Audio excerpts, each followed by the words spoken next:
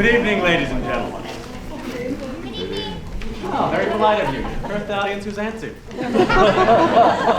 And welcome to tonight's production of Taming of the Shrew, brought to you by the UAA Department of Theater and Dance. My name is Max Aronson. I'm a junior here at the department, and it is my privilege to welcome you all tonight.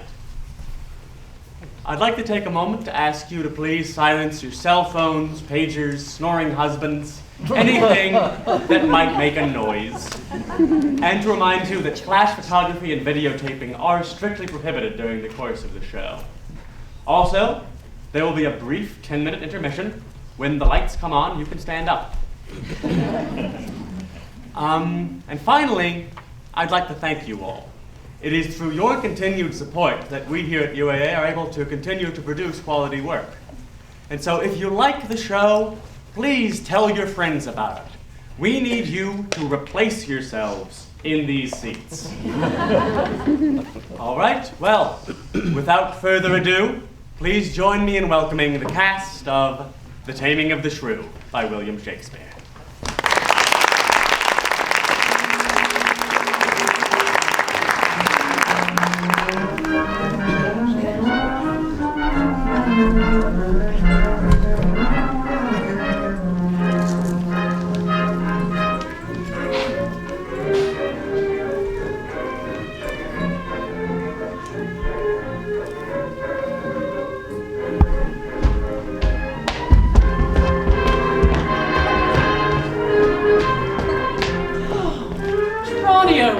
Since for the great desire I had to see fair Padua, nursery of arts, I am arrived from fruitful Lombardy, the pleasant garden of great Italy, and by my father's love and leave am armed with his goodwill and your good company, my trusty servant, well approved in all. Here let us breed, and happily institute a course of learning and ingenious studies. Pisa, renowned for grave citizens, gave me my being and my father first, a merchant of great traffic through the world, Vincentio. Lucentio, his son, brought up in Florence, to deck his fortune with virtuous deeds. And therefore, Tranio, in the time I study, virtue, and that part of philosophy will I apply that treats of happiness. Tell me your mind. Well, I am in all affected as yourself. Glad that you thus continue your resolve to suck the sweets of sweet philosophy. Only, good friend, while we do admire this virtue and this moral discipline, let's be no stoics nor no bookworms us. Music and poetry used to quicken you. The mathematics and the metaphysics fall to them as you find your stomach serves you. No profit grows, where is no pleasure ta'en. In brief, sir, study what you most affect. Tranio, well do you advise. If Biondella were to come ashore, we could at once put us in readiness, and take a lodging fit to entertain such friends as time in Padua shall get. But stay a while, what company is this? Show welcome us together.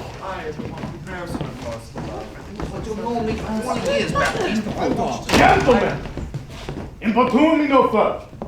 For how I fondly am resolved, you know, not to bestow my youngest daughter Bianca, before I have a husband for the elder.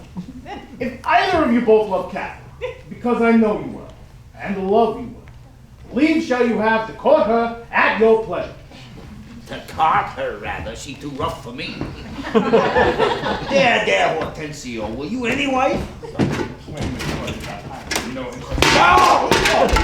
Father, is it your will to make a stale of me among these mates? Mates, maid? How mean you that? No mates for you unless you were of gentler, milder mold. Sir, you shall never need to fear. I wish it not halfway to her heart. Yet if it were, doubt not what her care should be, to comb your noodle with a four-legged stool, and paint your face, and use you like a... From all such devils, good Lord, deliver us! Oh, and me too, good Lord! Hush, master. Here's some good pastime for it. Thou winchest dark mad, a wonderful forward. And in the other's silence do I see maids, mild behavior, and sobriety. Peace, Tranio. Hush, master. Engage your fill. Gentlemen, that I may soon make good what I have said. Bianca, get you in. And let it not displease you, good Bianca, for I will love you nevertheless, my girl. Best put finger in her eye and she knows where!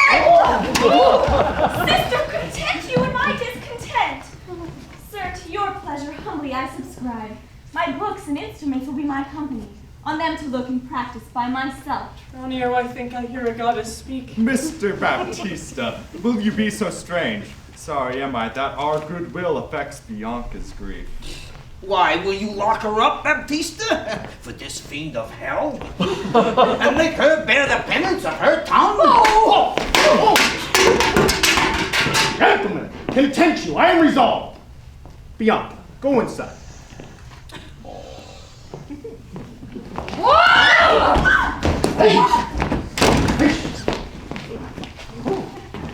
For I know she takes most delight in music, instruments, and poetry.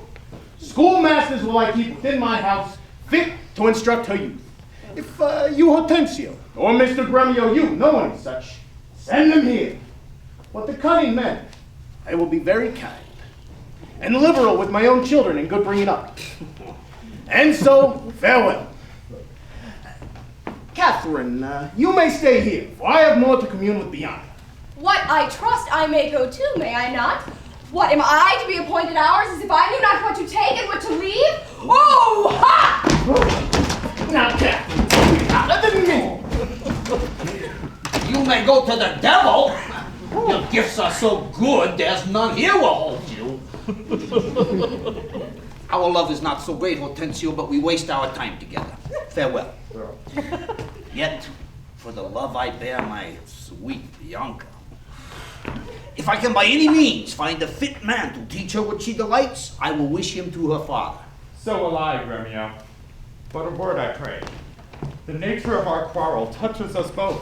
We may yet again have access to the fair desires and be happy rivals in Bianca's love.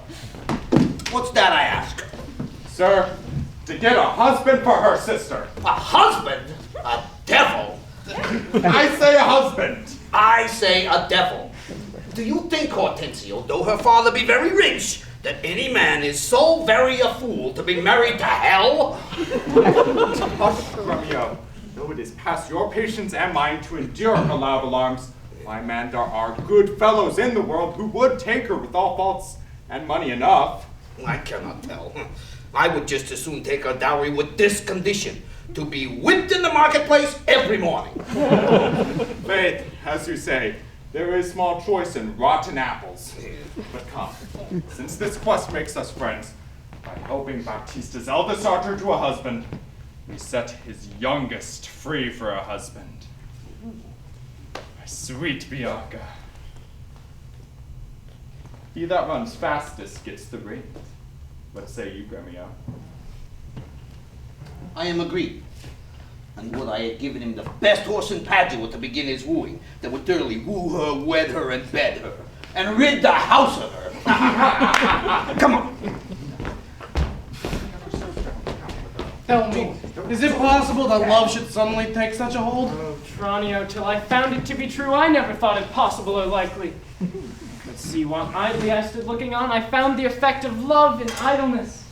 And now in plainness do confess to you, Tranio, I burn, I pine, I perish, Tranio, if I achieve not this young, modest girl. Oh, counsel me, Tranio, as I know you can. Assist me, Tranio, as I know you will. It's no time to scold you now. Affection is not rated at the heart. If love have touched you, nothing remains but her. Many thanks, my friend, for your sound advice. But sir, you look so longingly on the maid. Perhaps you marked not the matter of it all? Oh, yes, I saw sweet beauty in her face. Saw you no more? Marked you not how a sister began to scold and to raise up such a storm that mortal ears might hardly endure the sound? Tranio, I saw her coral lips move, and with her breath she did perfume the air. Oh, sacred and sweet was all I saw in her. No, then it's time to stir him from this trance. Awake, sir, if you love the maid! Bend thoughts and wits to achieve her. Her sister is so cursed and so shrewd that till the father rid his hands of her, your love must live a maid at home. And therefore is he locked her up, because she will not be so annoyed with suitors. Tranio, what a cruel father is he! And yet are you not advised? He took some care to get her cunning schoolmasters to instruct her. I am I, and so it is plotted. I have it, Tranio! Give me a hand. Both our inventions meet and jump in one. Tell me yours first. You ought to become a schoolmaster and undertake the teachings of the maid. This is your device. It is. Can it be done? It's not possible, for who shall play your part in being Padua, Herr Vincentio's son?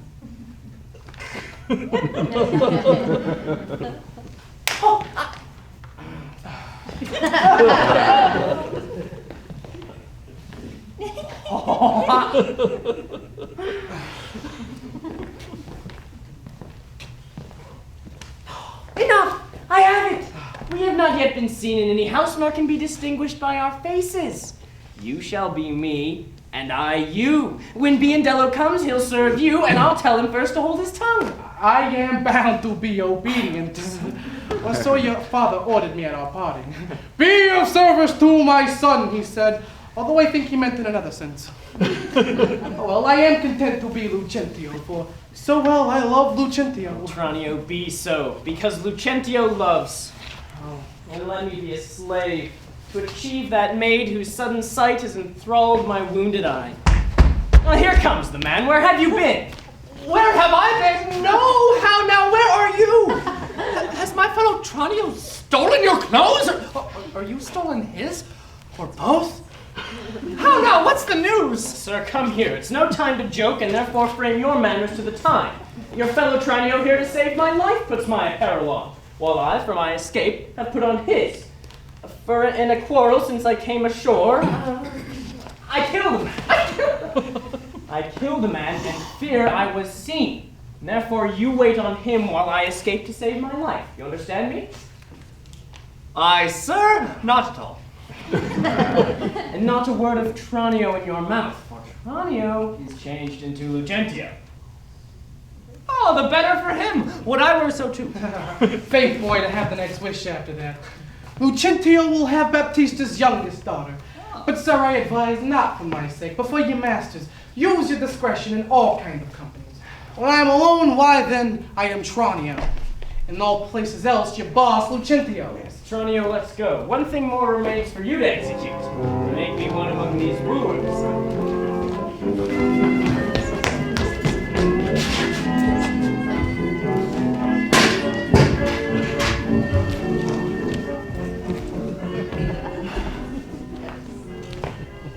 Verona, for a while I take my leave, to see my friends in Padua, but of all my best beloved and approved friend Hortensio. And I know this is his house. Here, Grumio, knock, I say. Well, knock, sir. Whom should I knock? Has any man abused you? Villain, I say knock me here soundly. Knock you here, sir. Why, sir? Who am I, sir, that I should knock you here, sir? Villain, I say knock me at this gate and wrap me well, or I'll knock your head. My boss has grown quarrelsome. I should knock you here at the first minute after I know who comes by the worst. Will it not be? Oh. You'll not knock? No. I'll ring it. Huh? I'll try how you can so fine. Sing it! Oh! Sing it! No, I won't! Sing it! Oh, say, can you see? Oh, help! He's going mad! Now knock me head back! What's the matter? My old friend Grumio! Come here, you! My old friend Petruchio! How do you all in Verona? Hortensio! Coming to part the fight! Grumio, rise! We will end this quarrel. No. It's no matter. If this be legal cause for me to leave his service, he bid me to knock him, and I took his order and knocked him first. And then after Grumio came by the worst. A senseless villain, good Hortensio. I asked the rascal knock upon your gate and could not get him from my heart to do it. Oh, knock at the gate! Oh, heavens! Did you not say these words to me plain? Knock me here, rap me here, knock me well, and knock me soundly? And now you come with knocking at the gate, Be I advise you. Petruchio! Patience! I take Grumio's part. Why, this is a heavy chance between him and you, your ancient, trusty, pleasant friend Grumio. Grumio? Petruchio, huh? Come on. Huh? Yeah? Here.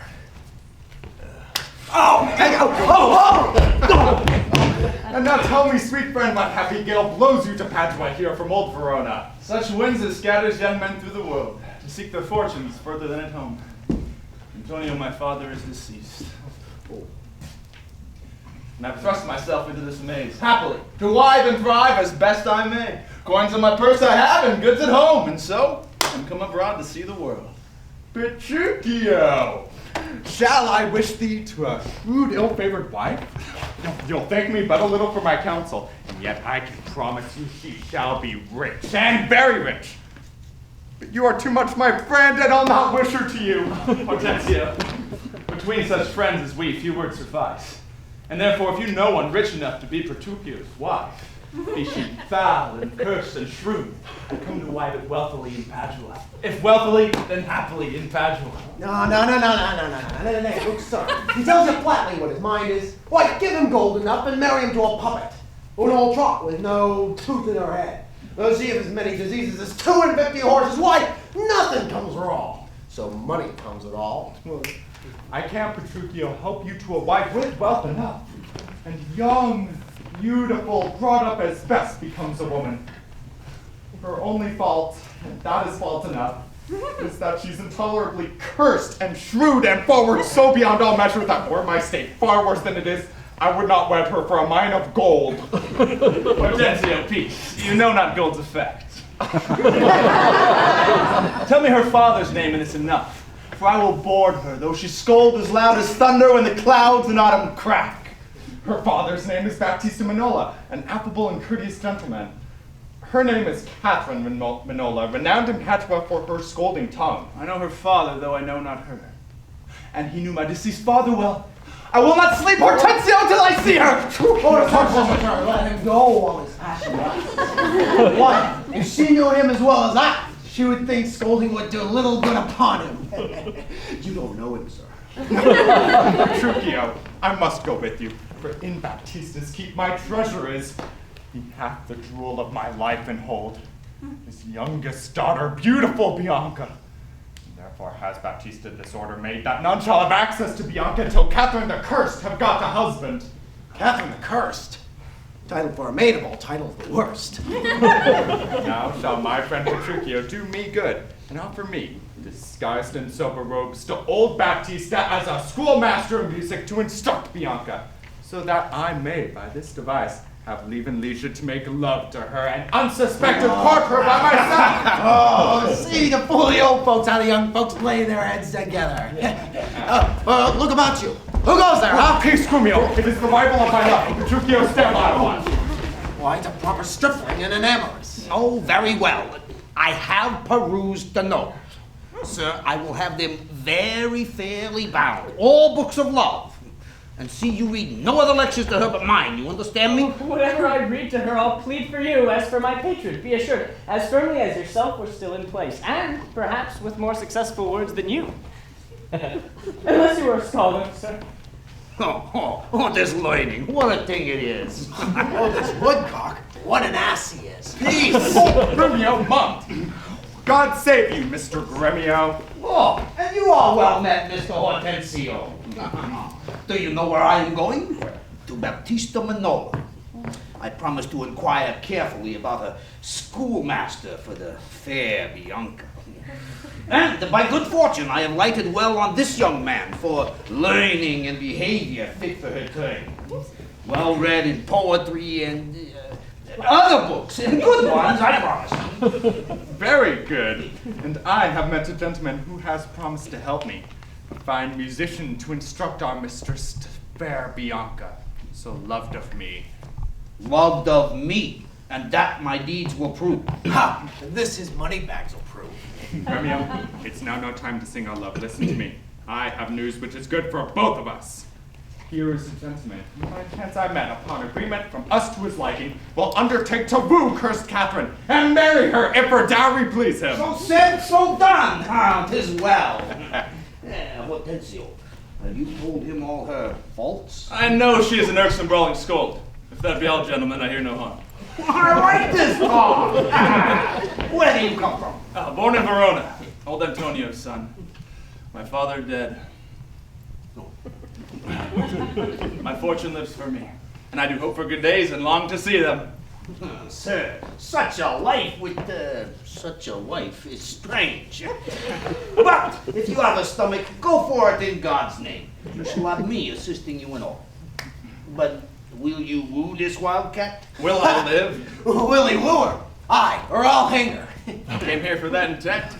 Think you a little din can daunt mine ears? Have I not in my time heard lions roar? And do you tell me of a woman's tongue that gives not half so great a blow to the ear as will a chestnut in a farmer's fire? Oh, tush, tush, fear boys with bugs. For he fears none. Hortensio, this gentleman is happily arrived, my mind presumes, for his own good and ours. I promised we would be contributors and bear his charge of wooing whatsoe'er. And so we shall. Provided that he wins him. I wish I was a serve of good dinner. Gentlemen, God bless you. Now, if I may be bold, tell me, I beg you, which is the readiest way to the house of Baptista Manola? He that has the two fair daughters, is he you mean? Even he. Biendello. Sir, you mean her to... Perhaps him and her, sir. What have you to do? Not to her who scolds, sir. At any hand I pray. I love no scolders, sir. Biendello, let's away. Well begun, Tranio. Sir, let me be so bold as ask you, are you a suitor to the maid you speak of, yes or no? And if I be, sir, would it be any offense? No, if without more words you will get you hence. Why, sir, are not the streets as free for me as they are for you? But she is not free. For what reason, I ask? For this reason, if you'll know, she's the choice love of Mr. Grivio. That she's the chosen of Mr. Hortensio. Softly, men. If you be gentlemen, you will do me this right. Listen to me with patience. Baptista is a noble gentleman, to whom my father is not all unknown. And were his daughter fairer than she were, she may have more suitors, and me for one. Then one more may fair Bianca have, and so she will. That one will be Lucentium. What? This gentleman will out-talk us all. Oh, no, give him leave, sir. I know he'll prove a dead horse. Hortensio, what end are these words? Sir, let me be so bold as ask you, did you yet ever see Baptista's daughter? No, sir, but I hear I do that he has two. One is famous for a scolding tongue, as is the other for beautiful modesty. Sir, the first is for me. Let her go. Yes, leave that labor to great Hercules. Sir, understand this. The youngest daughter her father keeps from all access of suitors, and will not promise her to any man until the elder sister first wed. The younger then is free, and not before. If this is so, sir, then you are the man for service, and me amongst the rest. And if you do this feat, then achieve the elder sister, setting the younger free, to whose access it would be our hope to have. We be very grateful for this. Sir, you say well, and well do you conceive. And since you do profess to be a suitor, you must as we do gratify this gentleman, to whom we all rest, generally beholding. Sir,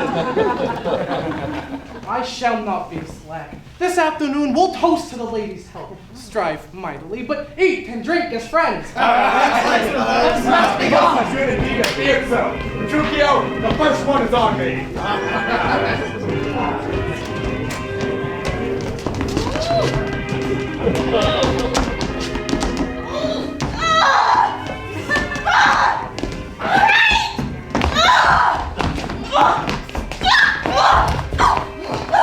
My sister, wrong me not, nor wrong yourself, to make a bondmaiden a slave of me. That I disdain. For these other goods, unbind my hands. I'll pull them off myself, all, my raiment to my petticoat. Pour that which you have commanded me will I do. So well I know my duty to my elders. Of all your suitors, here I charge you. Tell whom you love best. Believe me, sister, of all the men alive, I never yet beheld that special face that I could fancy more than any other. You spoiled brat! You lie! Is it not Hortensio? If you affect him, sister, here I swear, I'll plead for you myself, but you'll have him. Well, then maybe you fancy riches more. You'll have great to keep you fair. Is it for him you do envy me so? Oh, God. No, you joke. And now I well perceive you have but joked with me all this while. I beg you, Sister Kate, unbind my hands. If that be a joke, then all the rest was so. Ah! Oh, Daddy's gonna kill you! There we have it. Why, insolence! Oh! Bianca, stand aside! Poor girl, she weeps! Meddle not with her! For shame, you beast of a devilish spirit! Why did you wrong her? She did never wrong you. When did she cross you with a bitter word? Her silence mocks me, and I'll be her. What a nice sight! Bianca, get inside!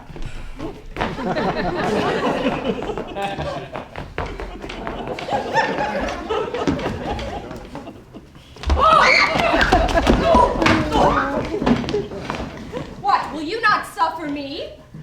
No. Now I see. She is your treasure. She must have a husband.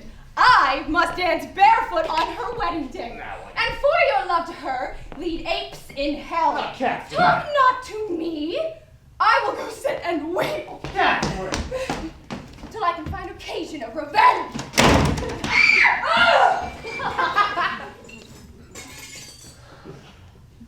Was ever gentleman as grieved as I? Who comes here?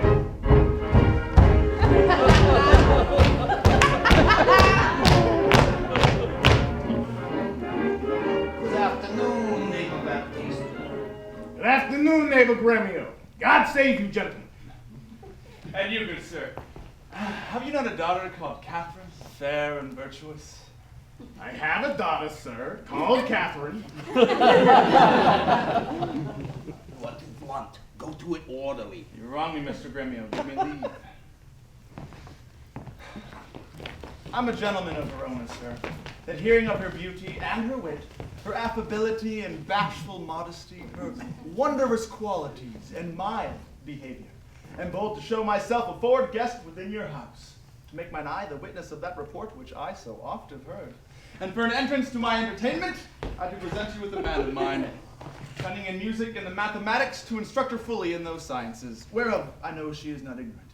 Accept of them, or else you do me wrong. His name is Licio, born in Mantua. You're welcome, sir, and he, for your good sake. But for my daughter Catherine, this I know, she is not for your turn, the more my grief. I see you do not mean to part with her, or else you like not of my company. Mistake me not, I speak but as I find. From where are you, sir? What may I call your name? Petruchio is my name, Antonio's son. A man well known throughout all of Italy. I knew him well. You are very welcome for his sake. Save your tale, Petruchio, I beg you. Let us that are poor petitioners speak too. Oh, pardon me, Mr. Gremio. I have no doubt, sir, that you will curse your wooing. Nay, this is a gift most grateful, I am sure of it. And to express the like kindness myself, I freely give unto you this young scholar. He has long studied Greek, Latin, and other languages, as the other in music and mathematics. His name is Cambio. Accept his service. 1,000 thanks, Grandio, and welcome, good Cambio. But gentle sir, I think you walk like a stranger. May I be so bold as to know the cause of your coming? Oh, pardon me, sir. The boldness is mine own, that, being a stranger in this city, do make myself a suitor to your daughter, unto Bianca, fair and virtuous. Nor is your firm resolve unknown to me in the preferment of the elder sister. I may have welcome amongst the rest that woe, and free access and favor as the rest. And towards the education of your daughters, I hereby bestow a simple instrument and a small packet of Greek and Latin books. If you accept them, the worth is great. Lucentio is my name. From where I ask? Of Pisa, sir, son to Vincentio. A mighty man of Pisa, if I recall. I know him well. You are very welcome, sir. Take you the ukulele, and you the set of books. You will go to see your pupils presently. Hold up! Sirs, enter to find my two daughters, and tell them you are their tutors. And, bid Catherine use you well.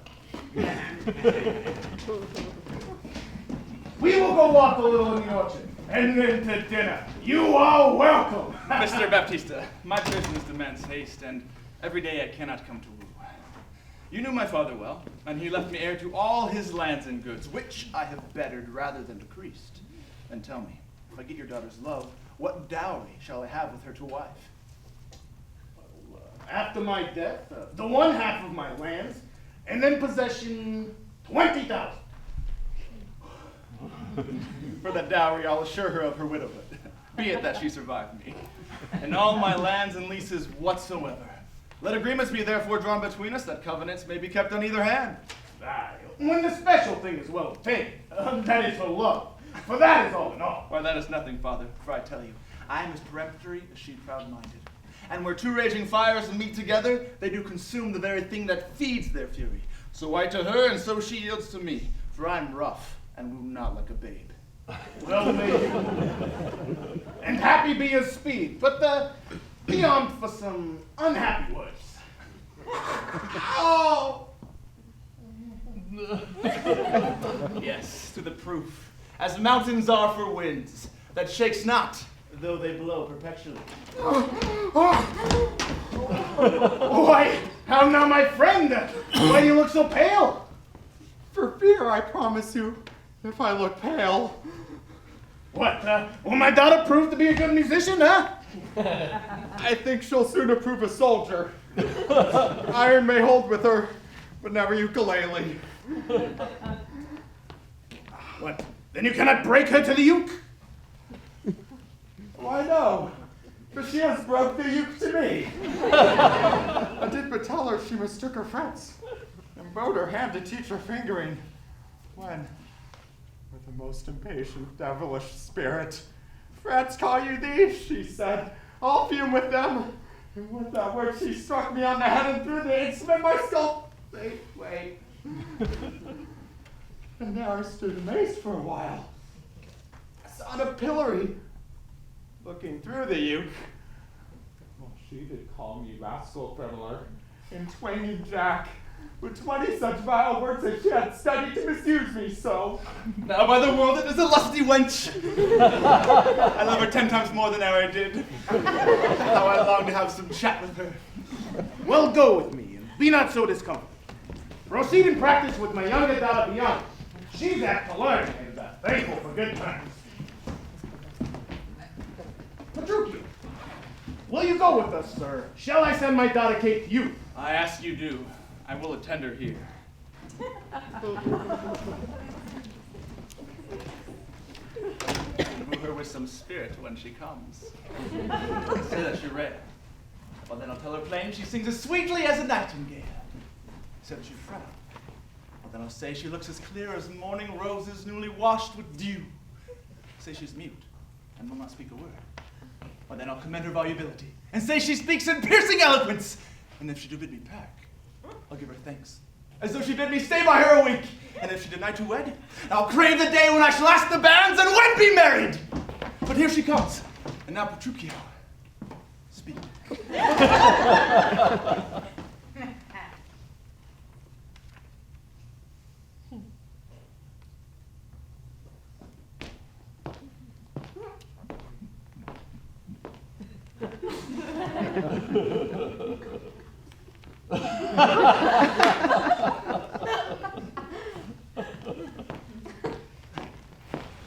Good morning, Kate. For that's your name, I hear. Well, have you heard? Or something hard of hearing? They call me Catherine, that do talk of me. You lie. In faith, you are called plain Kate, and bonny Kate, and sometimes Kate the Cursed. But Kate, the prettiest Kate in Christendom, Kate of Kate Hall, my super dainty Kate. For dainties are all Kates. And therefore, Kate, take this of me, Kate, my consolation, hearing your mildness praised in every town, your virtues spoke of and your beauty sounded, yet not so deeply as to you belongs. Myself am moved to woo you for my wife. Moved? In good time. Let him that moves you here remove you hence. I knew you at the first. You were immovable. Why? What's immovable? A joint stool. You have hit it. Come, sit on me. Oh, asses are made to bear, and so are you. Women are made to bear, and so are you. No such Jane as you with me, you mean. Oh, no, good Kate. I will not burden you for knowing you to be but young and light. Oh! Too light for such a swine as you to catch, yet as heavy as my weight should be. Should be. Should buzz. Well taken, and like a buzzard. Oh, slow-winged turtle, shall a buzzard take you? I for a turtle, as he takes a buzzard. Oh, come, come, you wasp, you are too angry. If I be waspish, best beware my sting. My remedy then is to pluck it out. Yes, if the fool could find it where it lies. Who knows not where wasp does wear his sting? In his tail. Oh, in his tongue. Whose tongue? Yours, if you talk of tails, and so farewell. What, with my tongue in your tail? Nay, come again, good Kate, I'm a gentleman. That I'll try. I swear I'll cuff you if you strike again.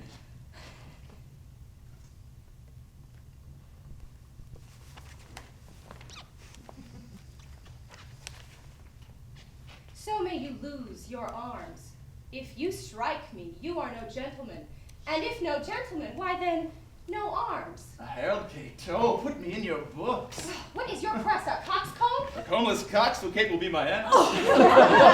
No cock of mine, you crow too like a raven. Caw, caw.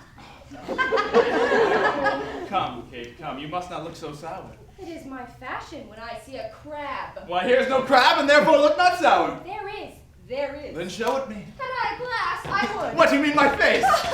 Well aimed of such a young one. Now, by St. George, I am too young for you. And yet you are withered. It's with cares. I care not. No, here you Kate this way. You skate not so.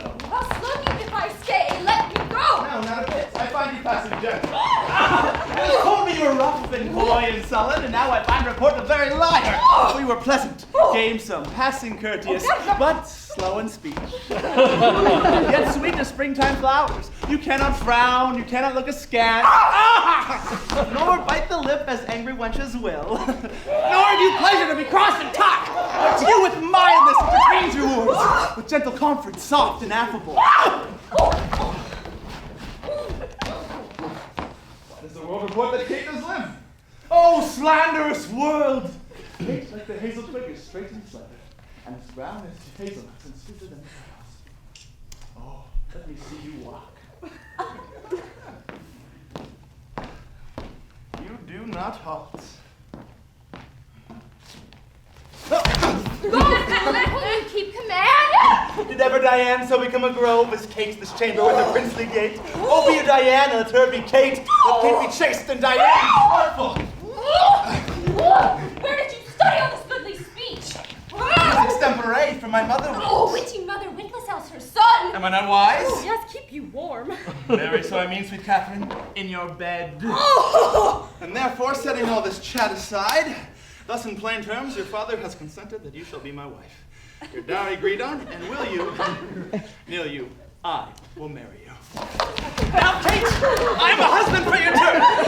For by this right, whereby I see your beauty that does make me like you well, you must be married to no man but me. For I am he, and born to tame you, Kate, and bring you from wild Kate. Kate, conform to the household peace. Here comes your father, never make denial. I must be will have Catherine to marry.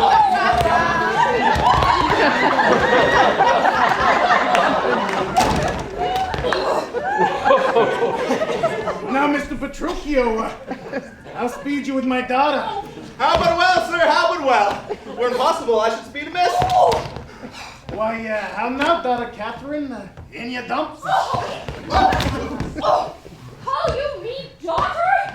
Oh, I promise you, you have shown a tender fatherly regard to see me wed to one half lunatic, a madcap ruffian and swearing jack, who speaks with oaths to face me on a rout.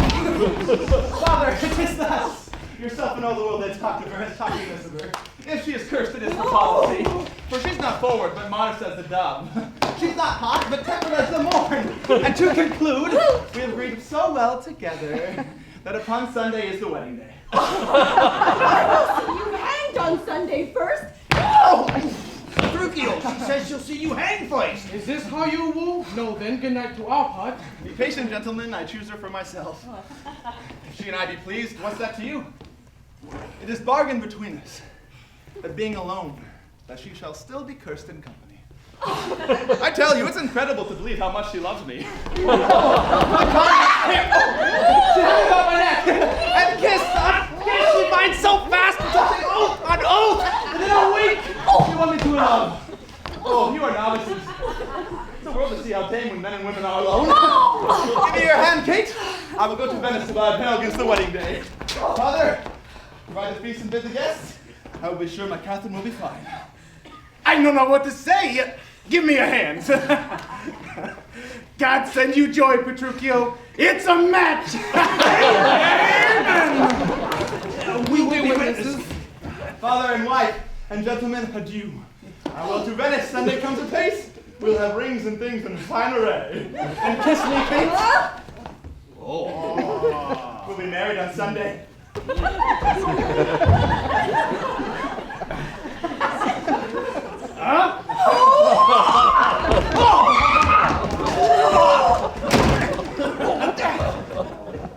Huh? Was ever match clapped up so suddenly? The gain I seek is quiet in the match. No doubt he has a quiet catch. Yeah, but now, Baptista, to your younger daughter. Now is the day that we have long looked for. I am your neighbor, and was suitor first. And I am the one that loved Bianca more than words can witness, or your thoughts can guess. Youngling, you cannot love so dear as I. Graybeard, your love does freeze. But yours does fry. Skipper, stand back! It's age that nourishes. And youth in ladies' eyes that flourishes. Contend you, gentlemen. I will compound this strife. Its deeds must win the match, and he of both that can assure my daughter greatest down will have Bianca's love. Say, Mr. Gremlin, what can you assure? First, as you know, my house within the city is richly furnished with plate and glass, basins and soaps to wash her dainty hands, costly apparel, tents, canopies, fine linen, Turkish cushion embossed with pearl, valance of Venice gold in needlework, pewter and brass, and all things that belong to house and housekeeping. I am struck in years, I must confess, and if I die tomorrow, this is hers. If, while I live, she will be only mine. That only came well then. Sir, listen to me. I am my father's heir and only son. And if I may have your daughter for my bride, I will leave a house as 3 or 4 as good, and rich Pisa walls as any one old Gremio has in Padua. Not to mention the 200,000 by year of fruitful land, which all will be hers. What, have I pinched you, Gremio? 200,000 by the year of land. My land amounts not that much in all. That she shall have. Besides, a merchant ship which is now lying in port. What? Have I choked you with a merchant ship? Gremio, it is well known that my father has no less than 3 great ships, all which will be hers. And twice as much whatever you offer next. No, I have offered all. I have no more. And she can have no more than all I have. If you like me, she shall have me, and mine. No, then the maid is mine for all the world. By your firm promise, Gremio is outbid. I must confess, your offer is the best. And let your father make her that assurance. She is your own. Else you must pardon me, but if you should die before him, where's the dowry? That's but nothing. He is old, I young. And may not young men die as well as old? Well, gentlemen, I am thusly resolved. On Sunday next, you know, my my daughter Catherine's gonna get married, huh? And on the Sunday following will Bianca be bride to you, if your father makes her that assurance. If not, to Mr. Gremio. And so, I thank you both and take my leave. Da-dum-dum. Goodbye, good neighbor. Da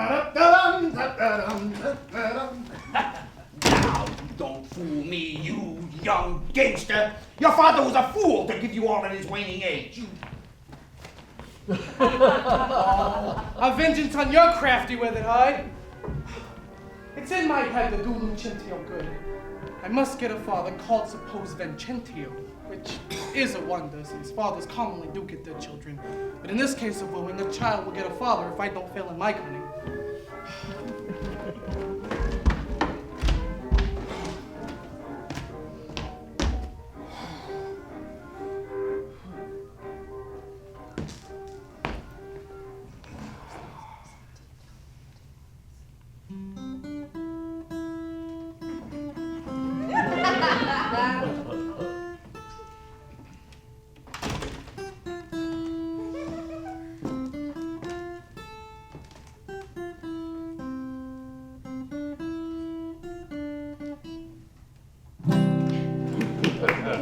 You are my sunshine. Fiddler forbear! Have you grown so forward, sir? Have you so soon forgot the entertainment your sister Catherine welcomed you withal? But, wrangling teacher, this is the patroness of heavenly harmony. And then let me have the prerogative. And when in music we have spent an hour, your lecture waste away. Preposterous ass that never read so far to know the cause why music was ordained! Was it not to refresh the mind of man after his studies and his usual pain? Then let us read philosophy, and while I pause, serve her higher needs. Sir, I will not bear these braves of yours. Why, gentlemen, you do me double wrong to strive for that which rests in my choice. I am no breaching scholar in the schools. I'll not be tied to hours, nor appointed times, but learn my lessons as I please myself. And to cut off all strife, here sit we down. Take you your instrument and play you the whiles. His lecture will be done before you have tuned. You'll leave his lecture when I am in tune. That will be never. Tune your instrument.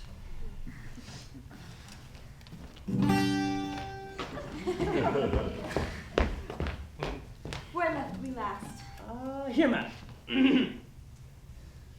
Hacibat simois, hic est, si geia telus, hic steterat priami regia celsa senis. Comes to them. Hacibat. As I told you before, simois, I am Lucentio. Hic est, son unto Vincentio of Pisa. Si geia telus, disguised thus to get your love.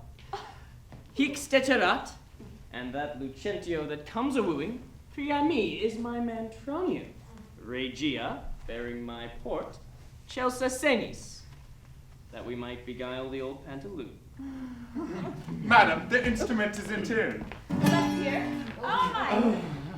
The treble jars. Spit in the hole, man, and tune again. Let me see if I can conjugate. Hacibat simois. I know you not. Hic est si geia telus. I trust you not. Hic est steterat priami. Bianca. Take heed, he hear us not. Regia, presume not. Celsa senis. Despair not. Madam, the instrument is in tune. Oh, but the bass. The bass is right. It is the bass. Full the jars! But let it rest! Now, Licio, to you. Good masters, take it not unkindly that I have been pleasant with you both. You may go back and give me leave. My lessons take no music in 3 parts. Are you so formal, sir? Well, I must wait. And watch, for unless I am deceived, our fine musician grows amorous. Madam, before you touch the instrument, to learn the order of my fingering, you must begin with rudiments of art. More pleasant, pithy, and effectual. That have been taught by any of my trade. And there it is in writing fairly drawn.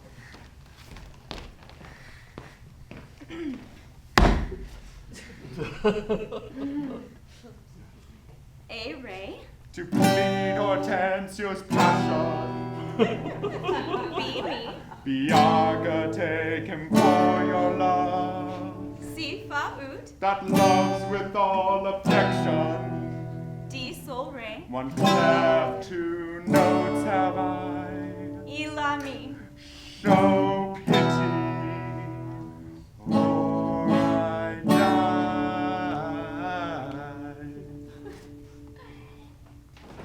I like it not. Old fashions please me best. Bianca, leave your books and help to dress your sister's chamber up. You know tomorrow is the wedding day. Farewell, sweet teachers. Wolf, I must be gone.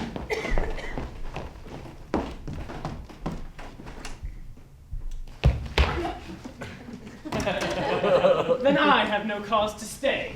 But I have cause to investigate this teacher. I think he looks as though he's in love.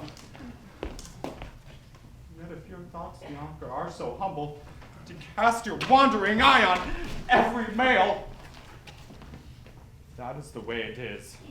Once I find you ranging, Hortensio will quit with you by changing. Where's Suzuki, man? Where's this guy that's supposed to be Hortensio! This is the appointed day that Catherine and Petruchio ought to be married. And yet we hear not of our son-in-law. What will be said? What mockery will it be to want the bridegroom when the priest attends to speak the ceremonial rites of marriage? What say Lucentio to this shame of ours?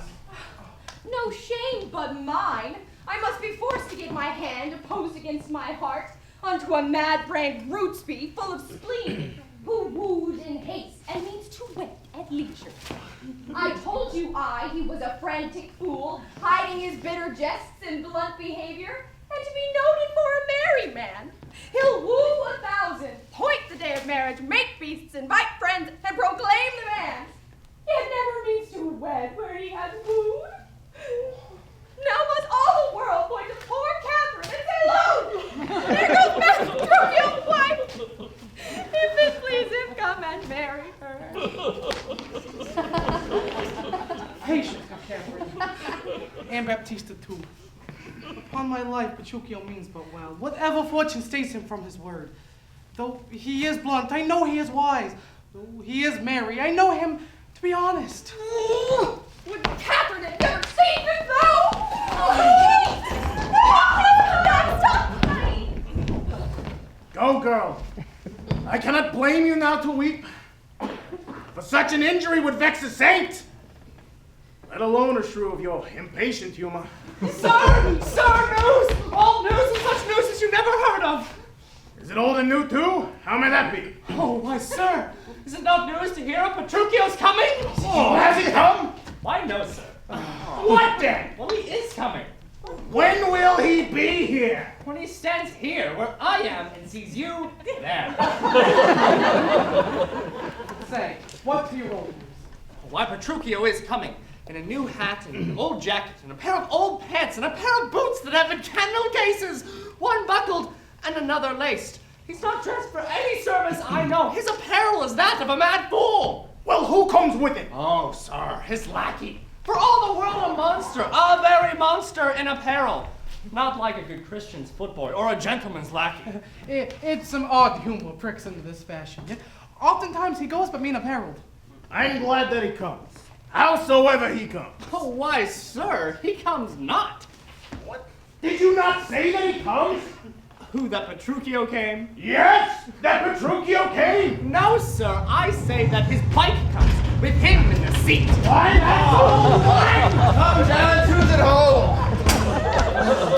You're welcome, sir. And yet I come not well.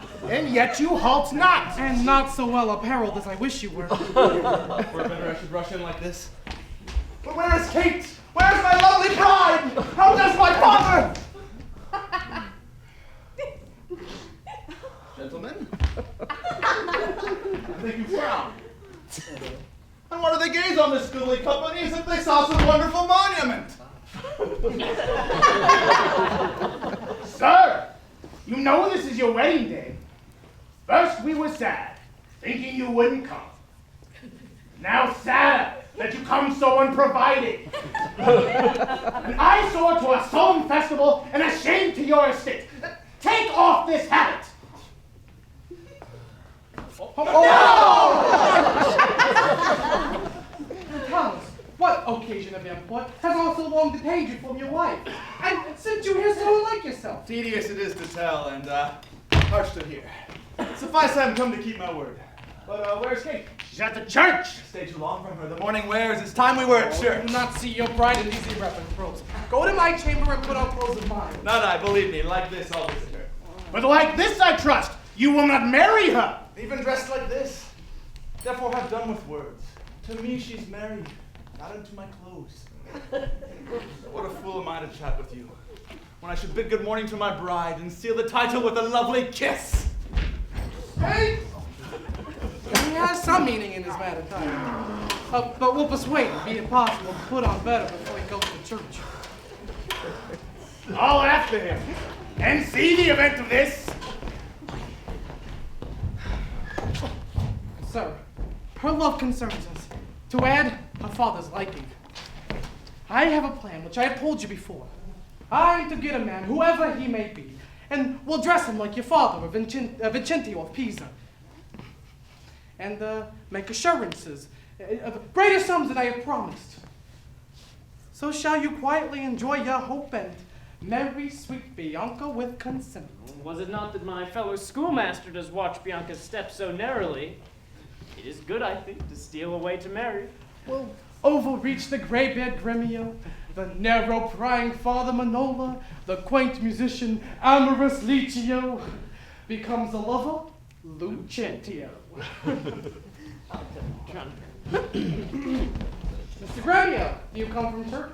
As willingly as ever I came from school. And is the bride and bridegroom coming home? A bridegroom, you say? It's a groom indeed, a grumbling groom, and that the Goyle will find. More cursed than she? It's not possible. He's a devil, a very fiend. She is a devil, the devil's wife. Tut, she's a lamb, a dove, a fool to him. I'll tell you, Sir Lucentio, when the priest should ask if Catherine should be his wife, Petruchio says, "Yeah, I guess I'll take her." And swore so loud that, all amazed, the priest dropped the book. The book! And as he stooped again to pick it up, the mad-brained bridegroom took him such a bump that down fell the priest and book and priest. Oh. Now take him up again, he said, if any dare. And what set the winch when he rose again? Trembled and shook, for why, he stamped and swore. But after many ceremonies done, he calls for the communion wine. "Halt!" he shouted, as if he had been aboard carousing with his mates, and belched all in the sexton's face. This done, he took the bride by the neck and kissed her lips with such a clamorous smack that at their parting all the church did echo. Oh, such a mad marriage never was before. Oh, listen, I hear them coming.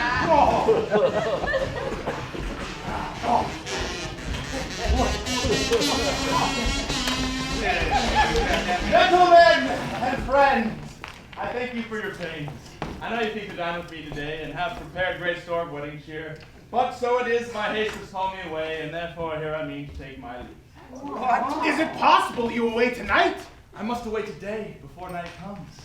I get no wonder if you knew my business, you would ask me to rather go than stay. And on this company, I thank you all that have seen me give away myself to this most patient, sweet, and virtuous wife. Dine with my father, drink a health to me, for I must go, and farewell to you all. Let us invite you to stay till after dinner. Yeah, it may not be. Let me invite you. Yeah, it cannot be. Let me invite you. I'm content. Are you content to stay? I am content you shall invite me stay. But yet not stay, invite me how you can. Now, if you love me, stay.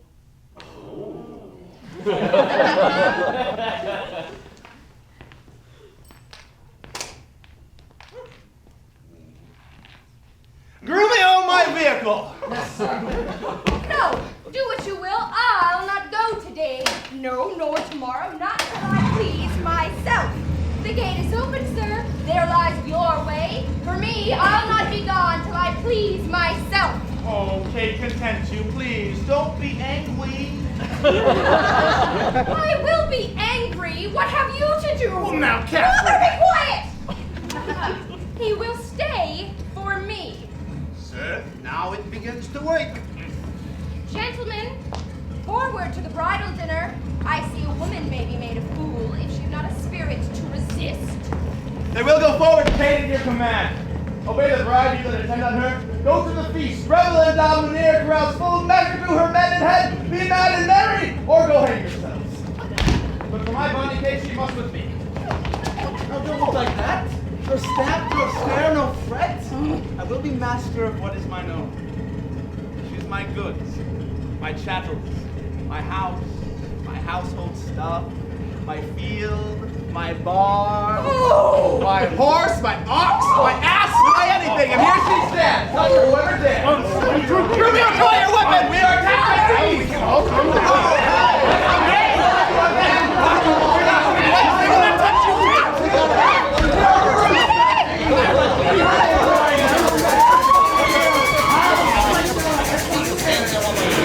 Hey, boss! Hey, don't leave me here! Don't leave me here!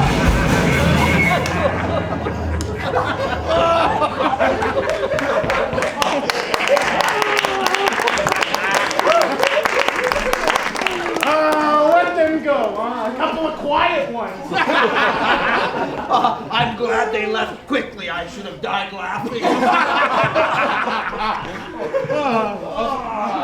Of all mad matches, never was the like. Bianca, what's your opinion of your sister? Oh, that being mad herself, she's madly mated. I think that Petruchio is cated. Neighbors and friends. Though bride and bridegroom missing, let Lucentio take the bridegroom's place, and let Bianca take her sister's seat, huh? Will sweet Bianca practice how to bride it? She will. Come, gentlemen, let's go. Seen anything like that before? I've never seen one like that. Woo!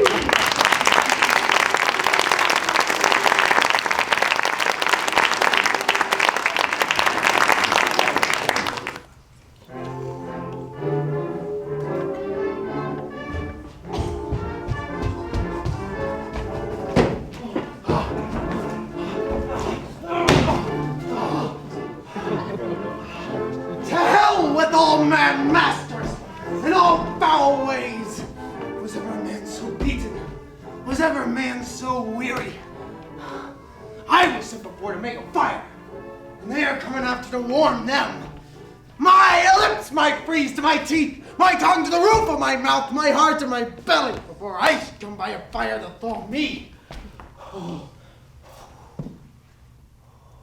Woman! Woman, come, I say! Oh, a piece of ice. A fire, good Florence. Well, is Petruchio and his wife coming, Grumio? Oh, yes, Florence, yes. And therefore fire. Well, is she so hot a shrew as she's reported? Oh, she was, dear Posse, before this frost. But you know, winter tames man, woman, and beast. And myself, good Florence. Oh, away, you 3-inch fool. I am no beast. Oh, am I but 3 inches? Why, by my reckoning, I'm at least.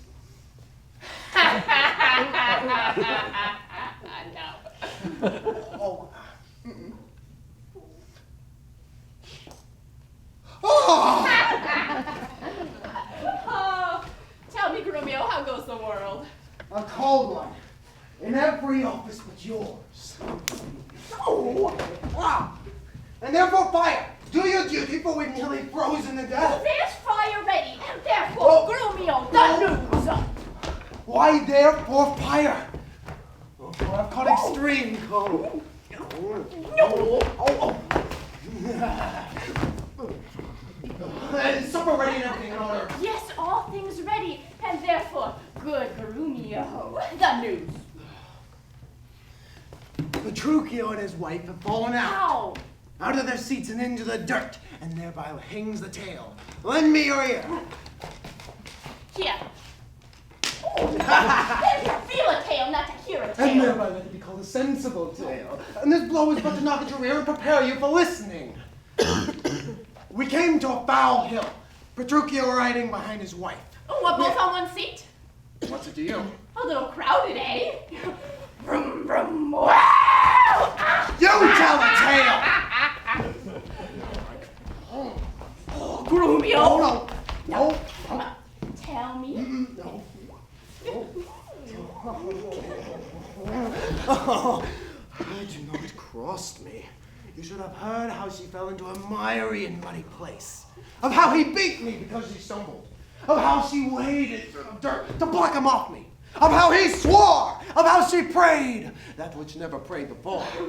Of how I cried many things of worthy memory which shall now die in oblivion, and you shall return inexperienced to your grave. Oh, by this reckoning, he is more shrewd than she. Oh, yes. Then this you and the proudest of you all shall find when he comes home. Oh, but what do I talk? Are you all ready? But we are already. How is our boss? See him in hand! Silence! I hear them coming. Whoa! What, no one at the door to hold my hat, no to take my coat? Here, sir. What, no attendance? Oh, No regard, no duty? take his hat. Where's the foolish man I sent before? Oh, here, sir. As foolish as I was before.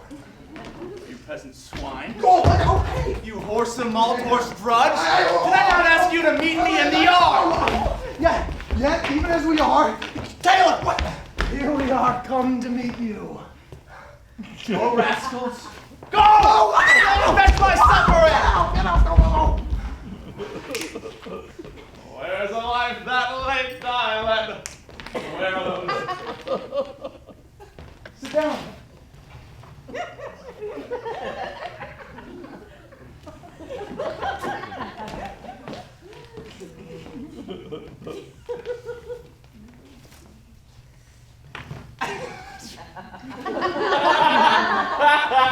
Kate!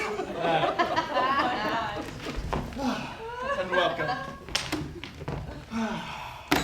Food. Food!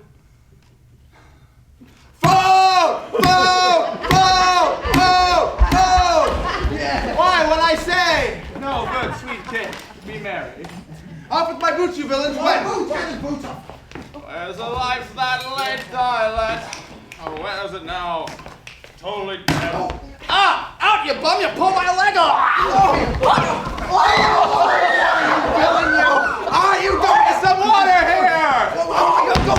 Where are my slippers? Slippers! Sir! Be merry, Kate. Shall I have some water? Come, Kate, and wash and welcome heartedly. You whoresome villain, will you let it fall? Patience, I asked, but it was a fault unwilling. A whoresome, beetle-headed, flap-eared fool! Come here!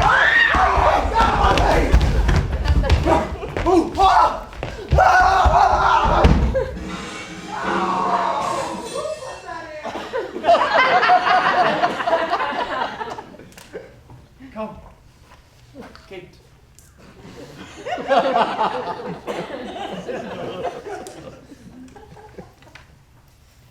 Sit down. I know you have a stomach. Will you give thanks, sweet Kate? Or else shall I?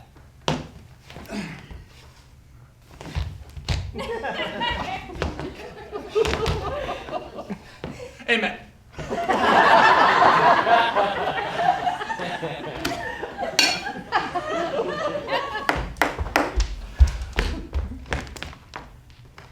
What's this? Mutton? Aye. It's burnt! And so is all the meat! What dogs are these? Where's the rascal cook? She was in Dare you serve it to me who loves it not? There! Take it! Plates! Cups! You heedless joltheads and unmannered slaves! What, you grumble? I'll deal with you straight! I know!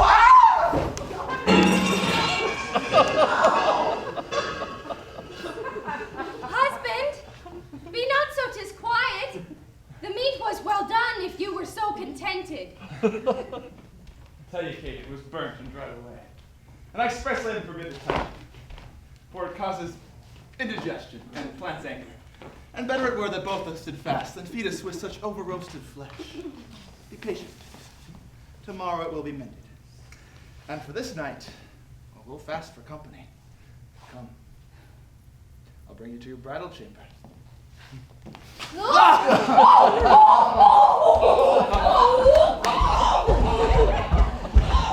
Romeo, did you ever see the like? Oh, he kills it.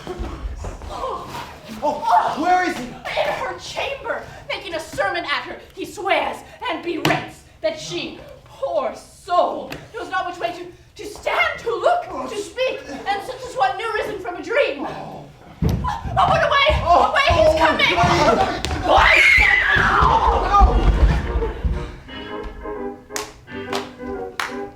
Thus have I politically begun my reign. And it's my hope to end successfully. Last night, she ate no meat. Or today, nor tonight she will not. Last night she slept not, nor tonight she will not. As with the meat, some undeserved fault I'll find about the making of the bed. Here I'll fling the pillow, there the blanket, this way the coverlet, another way the sheets! Yes, and amid the hurly, I'll explain that all is done in reverent care of her. And in conclusion, she shall watch all night. And if she chances to nod, well, I'll rail and brawl, and with the clamor, keep her still awake. This is a way to kill a wife with kindness. And thus I'll curb her mad and headstrong humor. He that better knows how to tame a shrew, now let him speak. It's charity to show. Ah.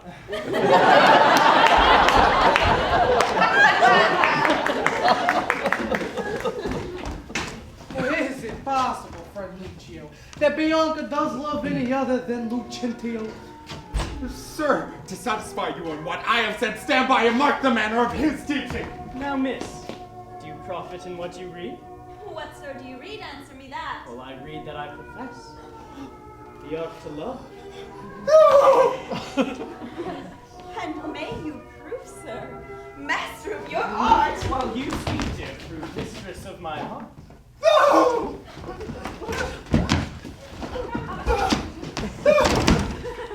Quick proceeders, marry!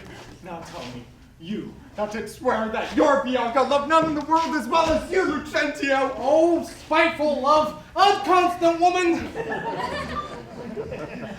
Oh, I tell you, Licio, this is wonderful. Mistake no more.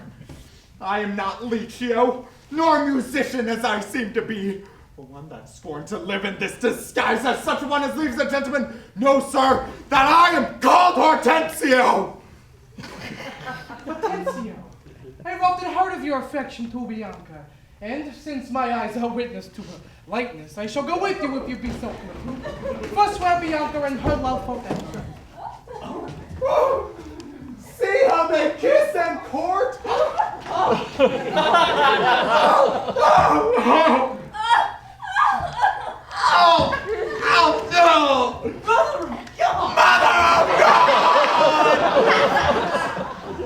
Lucentio, here is my hand, and here I vow never to woo her more, but to forswear her as one unworthy of all former favors that I had fondly flattered her with. And here I take the like on Fingdo, never to marry her. Please. Though she would beg me. See how beastly she does court him? Oh! For me, that I may surely keep my oath, I will be married to a wealthy widow before 3 days pass. She has long loved me, as I have loved this proud, disdainful hag! Oh, and so farewell, Lucentio. Kindness in women, not their beautiful looks, will win my love. So I take my leave, in resolution that I swore before. Oh, Bianca! Oh, God bless you. I've taken you napping, gentlemen. I've broken you with Hortensio. Tronio, but have you both given me up? We have. And we are rid of Licio. Yes, and he'll have a lusty widow now. That'll be wooed and wedded in a day. God give him joy. Yeah, he'll tame her. He says so, Tronio. Have faith. He's gone to the taming school. The taming school? Why is there such a place? Sure. Now, Petruchio is the master that teaches tricks to tame a shrew and charm a chattering tongue. I have watched so long that I am not weary, but at last I spied an ancient angel coming down the hill will serve the turn. What is he being, Dello? A professor. Oh. Or a teacher. I don't know, but in very natty apparel. What of him, Tranio? Oh, well, if you trust my tale, I'll make him seem to be your father, Vincentio, and make assurances to Baptista as if he were the right Vincentio. So shall you take in your love and let me alone. Ah! God save you, sir. And you, sir, you are welcome. Do you travel very far? Ah, I had to fly this for a week or two, but they're not fly there as far as Rome. Hey, so on Tripoli, God grant me life. What countryman? Mantua? Of Mantua? Oh, God forbid. Come here, so uncaring of your life? Your life? My life? Your life. Why, sir? Sir, it's death. Death? Death? Death for anyone in Mantua to come to Padua. Don't you know the cause? It's a marvel that you have unduly come. Surely you must have heard it else proclaimed about. Oh, sir, it is the worse for me. I have bills of money by exchange and must here deliver them. Well, to do you this courtesy, this favor will I do for you, and this will I advise. But first, tell me, have you ever been to Pisa? Yes, sir. Pisa, have I often been? Pisa, renowned for brave citizens, huh? Yeah, well, among them, do you know one Vincentio? I know him not, but I've heard of him. A merchant of incomparable wealth. Well, sir, he is my father and does somewhat resemble you. As much an apple does an oyster. To save your life in this extremity, this favor will I do for you. And thinking not the worst of all your fortunes, that you will like to serve Vincentio. Ah, His name and credit shall you undertake, and in my house you shall be friendly lodged. Sir, you understand. So shall you stay in the city till you have done your business, sir. Sir, please accept of it. oh, sir, I do. And will repute you ever patron of my life and liberty. Then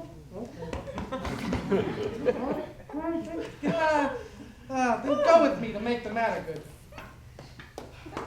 This, by the way, I let you understand. My father is here to approve the marriage between me and Baptista's daughter. In all these circumstances, I will instruct you. But please, go with me to clothe you as becomes Vincentio.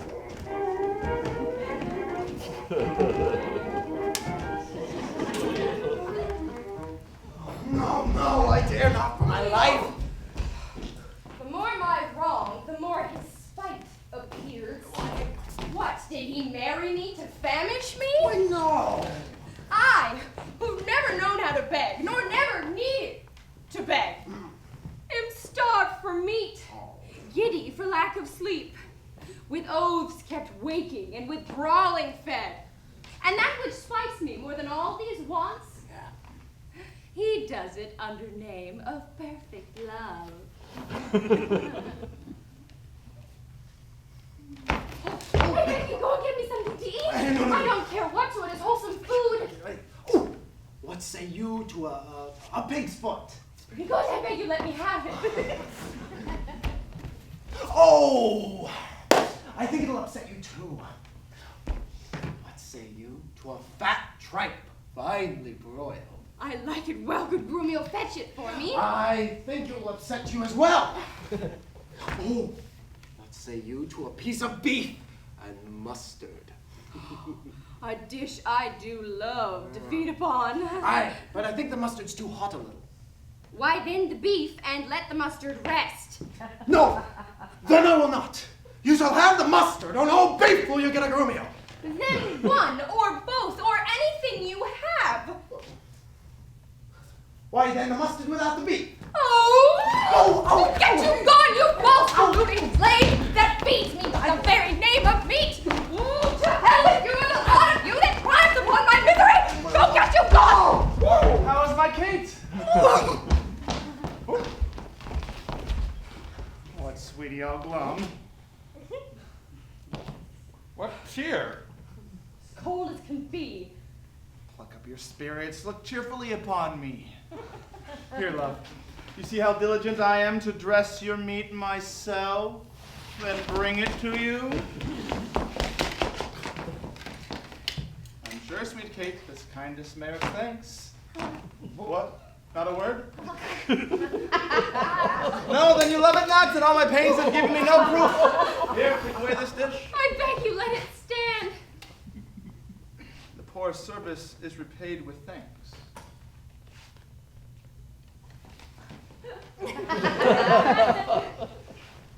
And so will mine before you touch the meat.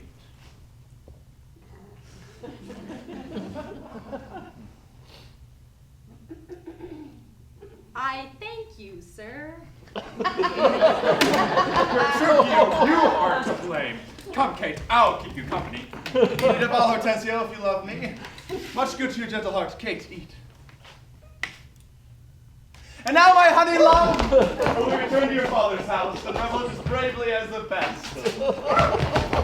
Silken coats and caps and golden rings, with ruffs and cuffs and lots of pretty things.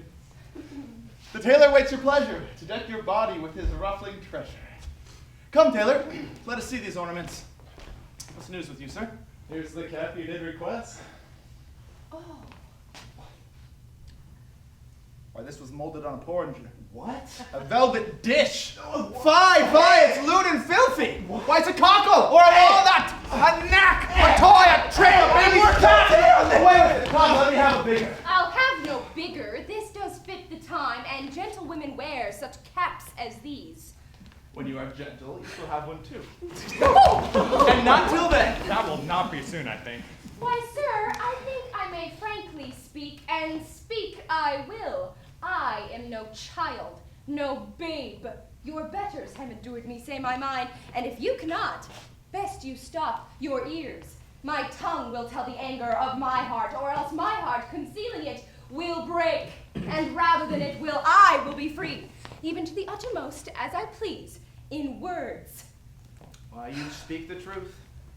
It is a poultry cap, a custard coffin, a bauble, a silken pie. I like it well, and that you like it not. Love me or love me not, I like the cap, and it I will have, for I will have none. Your gown? I come, Taylor. Let us see it.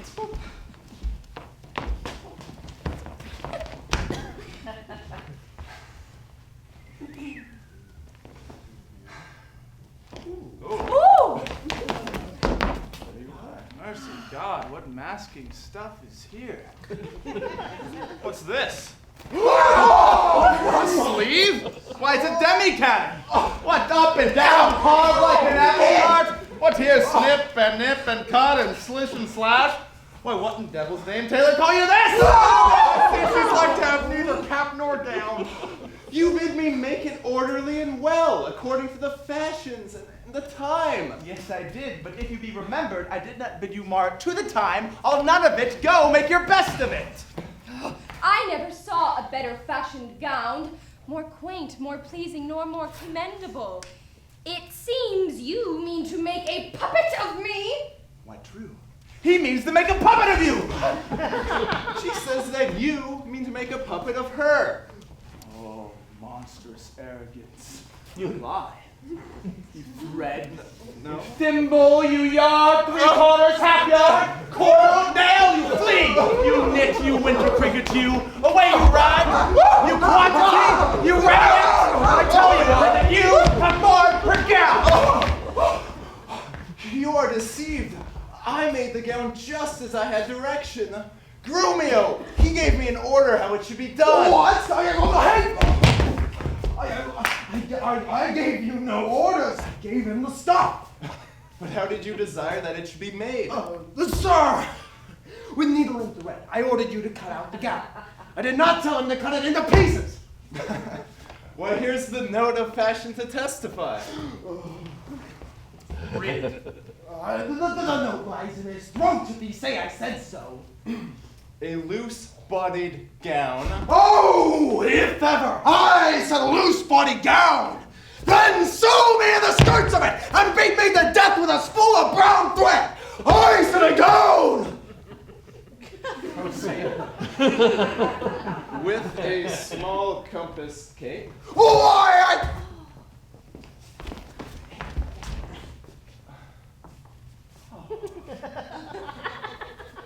I confess a cape.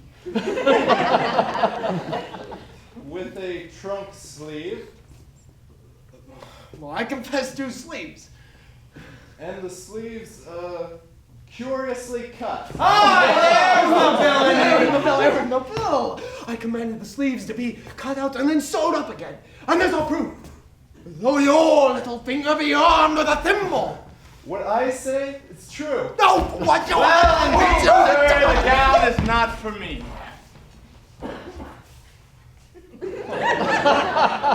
Why, true, sir. It's for your wife. Go take it up, you fool. Hortensio, say you will see the tailor paid. Go, take it, be gone, and say no more. Taylor, I'll pay you for the gown tomorrow. Take no unkindness of his hasty words. Wait. Welcome, my cake. We will to your fathers. And even though our garments are poor, for it's the mind that makes the body rich. What, is the jay more precious than the lark because his feathers are more beautiful? Oh, no. Good case. Neither is the worse. We will be leaving soon to feast and sport us at your father's house. Go call my men. Yes, sir. We will walk there on foot. Hey, boys, round them up. We're going to get ready to go. Let's see, I think it's now some 7 o'clock, and well, we may come there by lunchtime. I dare assure you, sir, it is almost 2, and will be supper time when you come there. It will be 7 when I go. No. Look, what I speak or do or think to do, you are still crossing it. You're right. Sirs, let it alone. I will not go today. And before I do, it will be 1 o'clock, I say it. Screw you! My son! This gallant will command the sun.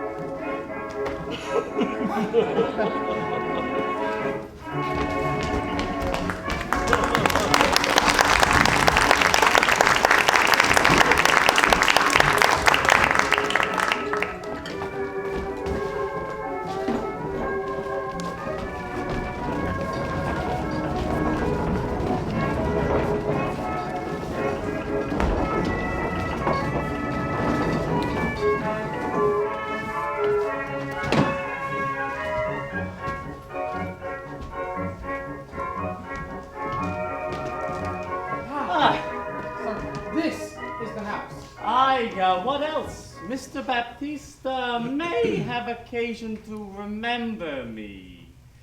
Nearly 20 years ago in Genoa, we were lodgers together at the... All is well. Hold your own in any case. I warrant you. But here comes your boy. It's good he was schooled, huh? Good. Biendello. Now do your duty thoroughly, I advise you. Imagine this to be the right Vincentio. Tut, don't worry about me. Have you done your errand for Baptista? I told him that your father was here in Venice and that you looked for him this day in Padua. Oh, you are a tall fellow. Oh, but here comes Mr. Baptista. Set your countenance, sir. Mr. Baptista, you are happily met. This is the gentleman I spoke to you of. I ask you, stand good father to me now. Give me the answer for my patrimony. Soft, son. Sir. Allow me? Having come to Padua to gather in some old debts, my son, Lucentio, made me acquainted of a weighty cause of love between your daughter and himself. And for the good report I hear of you, and the love that I know he bears to your daughter and she to him, I am content, in a good father's care, to have him matched up in the bonds of holy matrimony. Sir, pardon me what I have to say. Your plainness and your shortness pleases me well. True it is, your son Lucentio here does love my daughter, and she loves him. And therefore, if you say no more than this, that like a father, you will deal with him and pass my daughter a sufficient dowry. The match is made and all is done. Your son shall have my daughter with consent. Why, thank you, sir. Or where then do you hold best to sign a contract of agreement? Not in my house, Lucentio. For you know, bitches have ears. Besides, old Brenio was there, and we might be interrupted. Why then at my lodging? That is my father lying this night will pass the business privately and well. Send for your daughter. I like it well. Biondo, You go inside and bid Bianca make her ready straight. And if you will, tell her what happened. Lucentio's father has arrived in Padua. And now she's like to be Lucentio's wife, huh? I pray to God she may with all my heart. Dally not with God to get you gone. Shall I lead the way? I will follow you. Oh, well, come.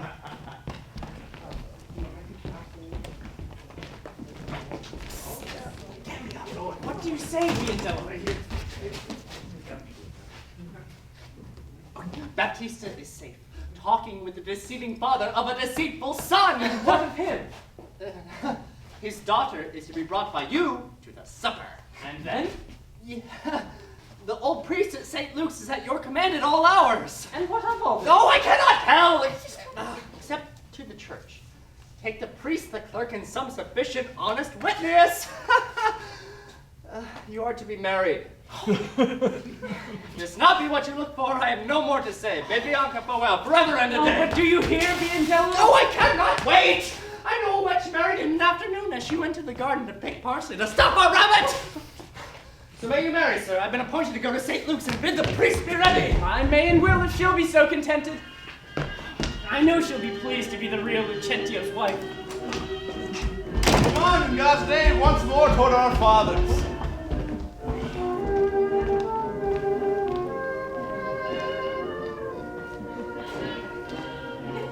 Good Lord, how bright and goodly shines the moon. The moon? The sun. It's not moonlight now. I say it is the moon that shines so bright. I know it is the sun that shines so bright. Now by my mother's son, and that's myself. It shall be moon or star or what I list before I journey to your father's house.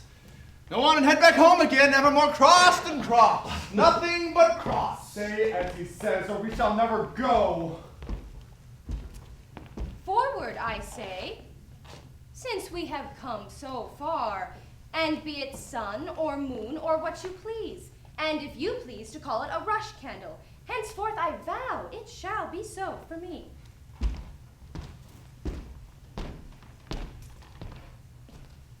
Say it is the moon. I know it is the moon. No, then you lied. It's the blessed sun. Then God be blessed, it is the blessed sun. But sun it is not when you say it is not. And the moon changes even as your mind.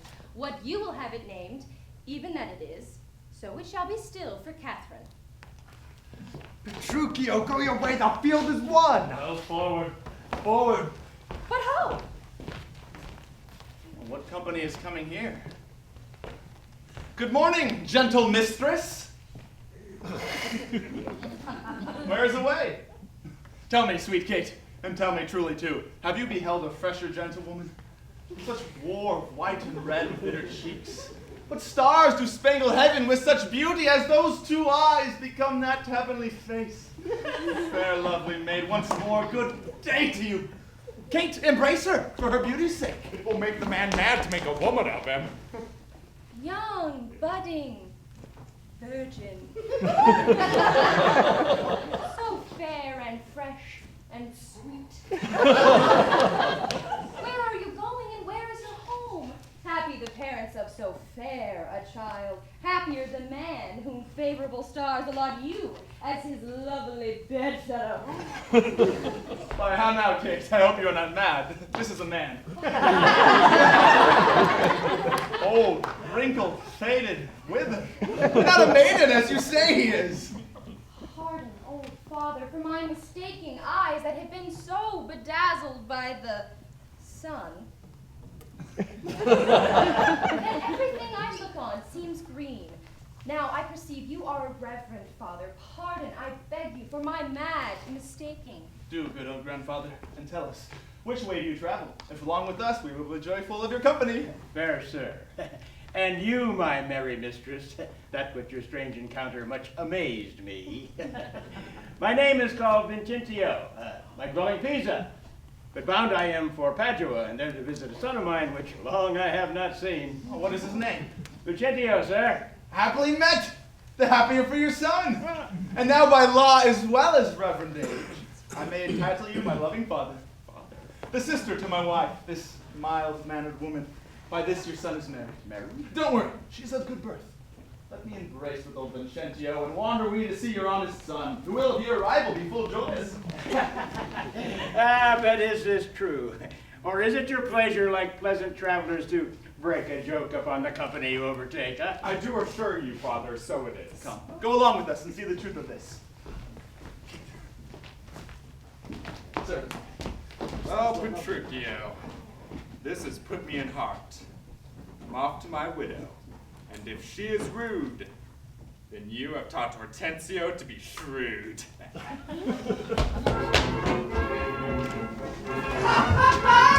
Softly, good me, sir, for the priest is ready! I fly, Viandello, but they may need you at home, and therefore leave us. I'll come back as soon as I can. I'll see you two at the church!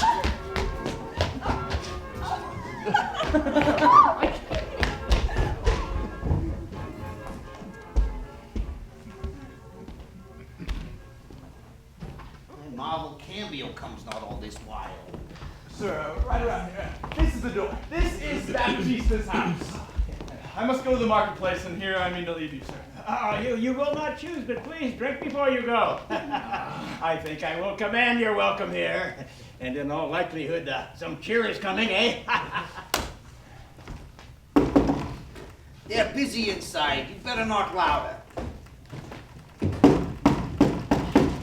What's he who knocks as he would beat the door down? Is Lucentio in, sir? Ah, he's in, sir, but not to be spoken with. Oh, well, what if a man were to bring him some money? Say 100 or 2, eh? Keep your 100 to yourself. He needs nothing so long as I live. I told you your son was well loved in Padua. Do you hear, sir? I beg you, tell Lucentio his father has come from Pisa and is here at the door to speak with him. You liar! His father has come from Pisa and is here, leaning out the window. Are you his father? Yes, sir. So his mother tells me. If I may believe her. Why, how now, gentlemen? Why, this is treachery to take another man's name. Arrest the villain! Arrest the villain! I believe he's masquerading his name. But who is here? My old boss, Vincentio. We're undone and brought to nothing. Come here, you! Yeah, I hope I could you, sir. Come here, you ass. What, have you forgotten me? Oh, forgot you. Why, no, sir. I could not forget you, for I never saw you before in all my life. What? You notorious villain, have you never seen Lucentio's father, Vincentio?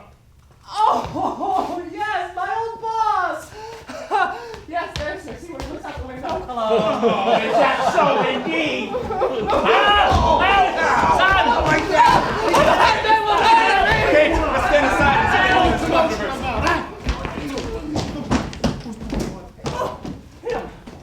Why, sir, who are you that beats at my friend? Am I, sir? No. What are you, sir? Oh, I am undone, I am undone.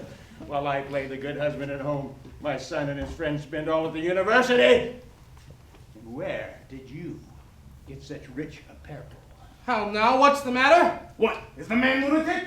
Sir, you seem a sober, ancient gentleman by your habit, but your words show you a madman. Why, sir, why are you so concerned that I wear fine clothes? I thank my good father that I'm able to maintain it. Your father! Oh, villain!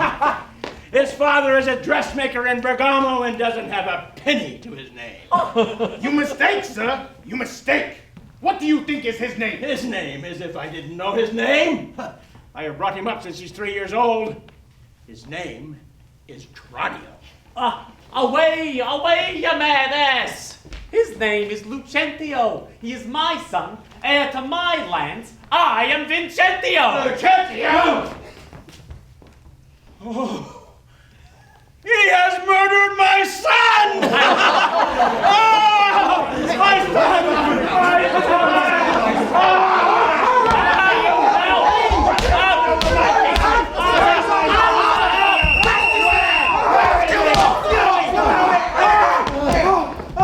Father Baptista, protect me from this lunatic. Carry me to jail? Stop, officer. He won't go to prison. Stop, Romeo. I say he will go to prison. Baptista, don't play the fool in this business. I swear, this is the right Vincentio. Well, swear then, if you dare.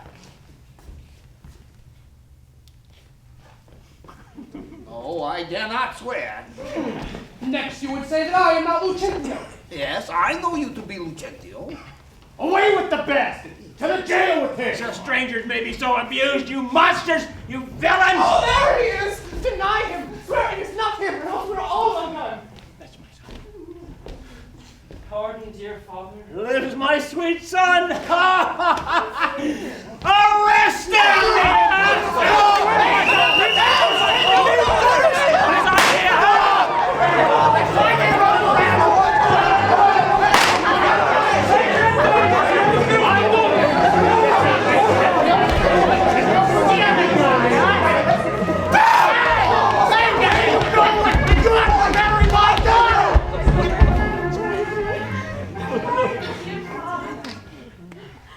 How have you offended? Where is Lucentio? Well, here's Lucentio. Right son unto the right Vincentio. I have by marriage made your daughter mine. All this counterfeit was to hide our plans. He's deceived us all. Where is that villain Tranio that fooled with me and pretended to be you? Why tell me? Is this not my cambio? Cambio has changed into Lucentio. Love brought these miracles. Bianca's love. Changed my place with Tranio while he did bear my name through the town, allowing me to mar the object of my bliss. What Tranio did I forced him to? Pardon, dear father, for my sake. Oh, slit the nose of the villain who'd have me sent to jail. But do you hear, sir? Have you married my daughter without asking for my consent, huh? Don't you worry, Baptista. We will make you happy. Go to. But I'm going in to be revenged for this villainy. And I, to sound the depth of this treachery. Don't worry, darling. I'll win your father over.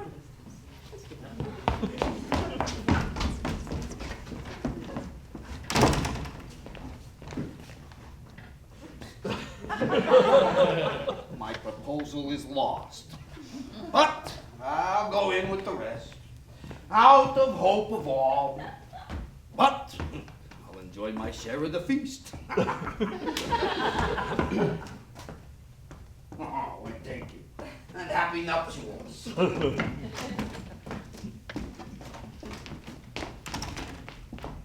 Husband, let's follow to see the end of all this. First, kiss me, Kate, and we will. What, in the middle of the street?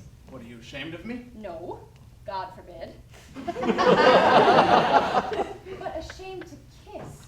Why, then let's head home again. No, I'll give you a kiss.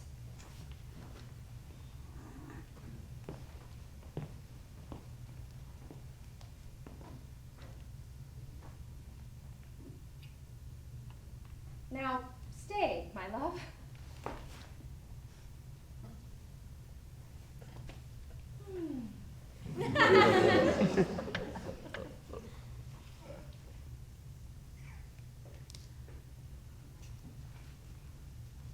Not this well.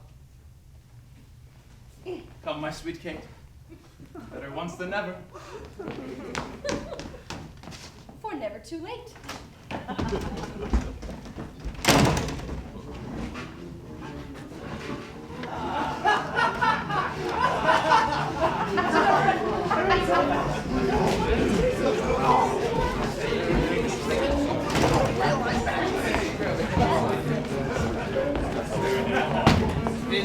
Vinny, have a drink, Vinny.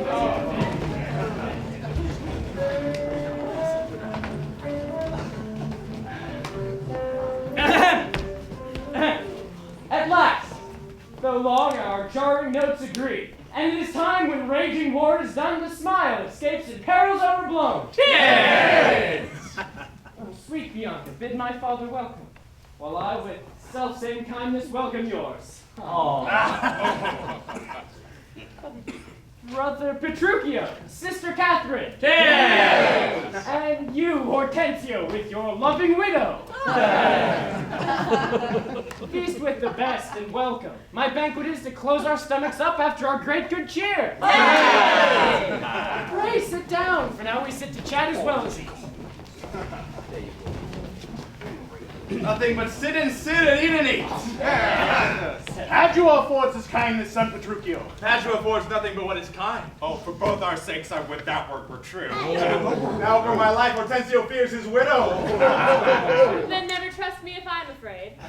You are very sensible, and yet you've missed my sense. I mean, Hortensio is afraid of you. Well, he that is giddy thinks the world turns round. Roundly replied. And what do you mean by that? And so I conceived by him. Conceives by me, how likes Hortensio that? My widow says she conceives her tale. Very well mended. Kiss him for that, good widow. He that is giddy thinks the world turns round. I ask you what you mean by that. Your husband, being troubled with a shrew, measures my husband's sorrow by his woe. And now you know my meaning. A very mean meaning. Right.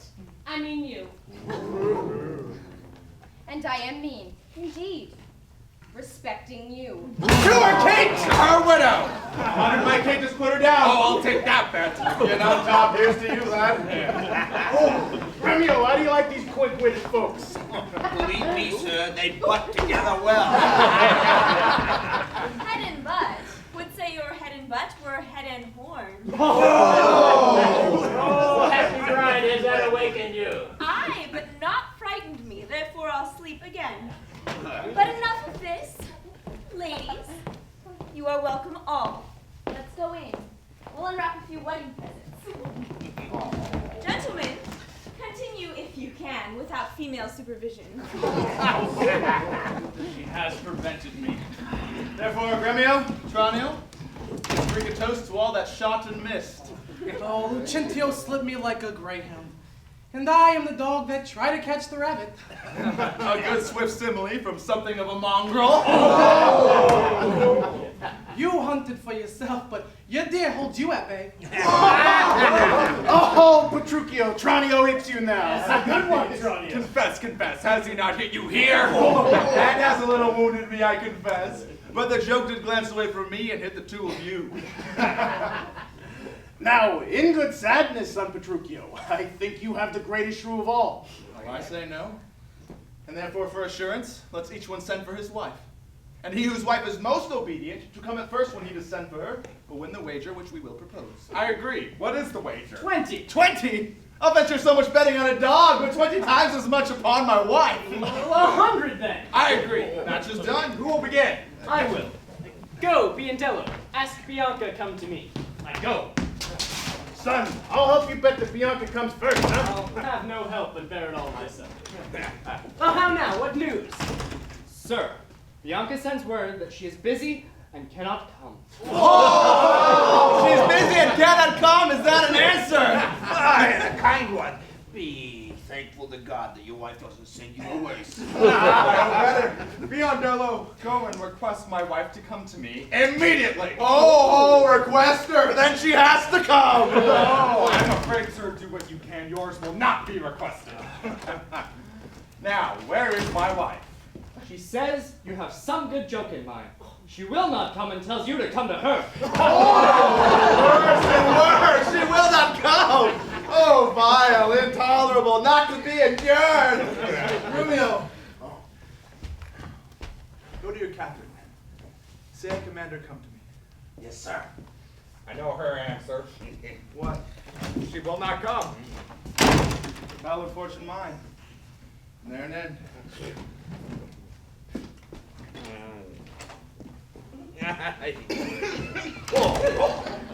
My God, here comes Catherine. What is your will, sir? That you sent for me. Where is your sister and Hortensio's wife? They sit conferring by the parlor fire. Go get them. And if they won't, drag them here for their husbands. Here is a wonder if you talk of a wonder. And so it is. I wonder what it predicts. Peace and love, quiet life, and to be short, what's not that sweet and happy? Good Petruchio, the wager you have won. And I'll add into their losses another 20,000. Whoa! Another dowry for another daughter. For she is changed as she had never been. I will win my wager better yet, and show more sign of her obedience, her new-built virtue and nobility. See where she comes and brings your complaining wives as prisoners to her womanly persuasion. Catherine, that cap of yours does not become you. Off with that bauble, throw it underfoot.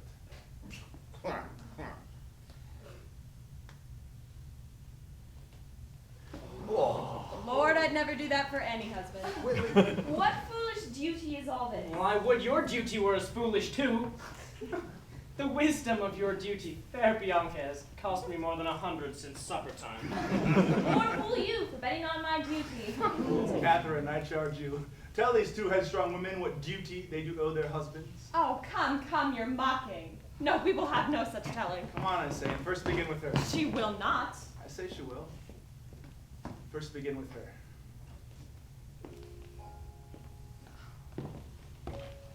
No, no. Unknit that threatening, unkind brow.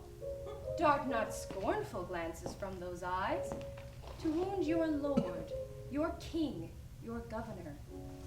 Your husband is your lord, your life, your keeper, your head, your sovereign, one that cares for you, and for your maintenance commits his body to painful labor, both by sea and land, to watch the night in storms and day in cold, while you lie warm at home, secure and safe, and craves no other tribute at your hands but love and fair looks.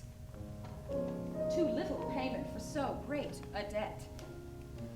Even such a woman owes to her husband, and when she's forward, peevish, sullen, sour, and not obedient to his honest will, what is she but a foul contending rebel, a graceless traitor to her loving man? I am ashamed that women are so simple to offer war where they should kneel for peace, or seek for rule, supremacy, and sway, when they are bound to serve, love, and Obey. I will if you will. Why are our bodies soft and weak and smooth, unapt to toil and trouble in the world, and that our soft conditions and our hearts should well agree with our external parts? Come, you forward and unable worms! My mind hath been as big as one of yours, my heart as great, my reason happily more. To bandy word for word and frown for frown. But now I see, our lances are but straws, our strength as weak, our weakness past compare, that seeming to be most, which we indeed least are. Then veil your stomachs, for it is no boot, and place your hand below your husband's foot, in token of which duty, if you please, my hand is ready. May it do him ease. Why, there's my love. Come on and kiss me, Kate. Well, good luck to you both. And a lesson for all you children, but a harsh one when women are in control. Come, Kate, move to bed. We three are married, but you two are dead. I won the wager. Oh, yeah. But keep your winnings all. Oh, that's awfully nice of you.